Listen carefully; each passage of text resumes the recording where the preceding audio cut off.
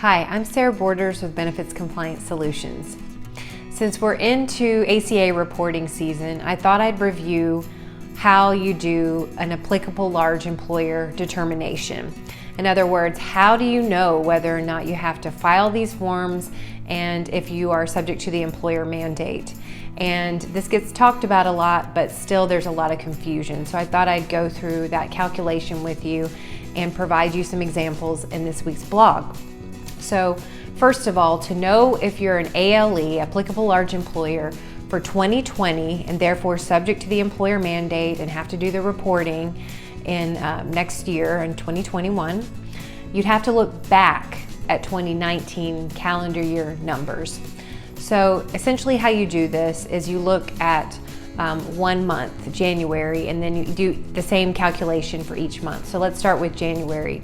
You'd count up the number of full-time employees, full-time bodies that you employed during the month of January.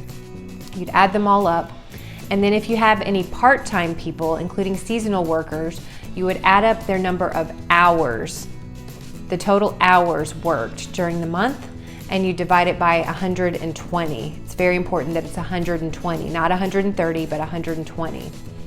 Then you'd get that number, and that gives you the number of full-time equivalents. So you take the number of full-time equivalents plus the number of full-time bodies and add them together for that January number.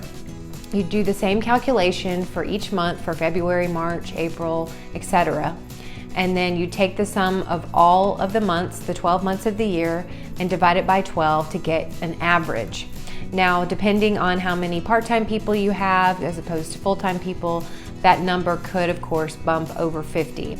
Once it bumps over 50 or more, then you're subject to the employer mandate for the entire next year, and you must file the C forms, 1094 and 1095C forms, the following year during tax season. Now, it's very important that you do this each year to know whether or not you have to basically pay or play.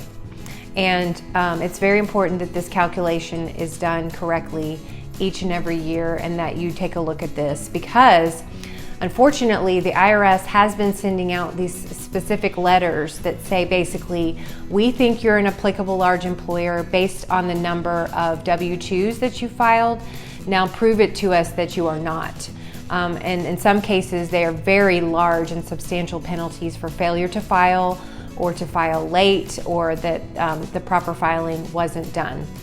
So again, think about your organization. You have to take control group rules into account as well, and you need to know whether or not you're an applicable large employer and then file as such. I'm going to go through this a bit more in my blog this week with some examples for you. Let me know if you have any questions. Have a great week.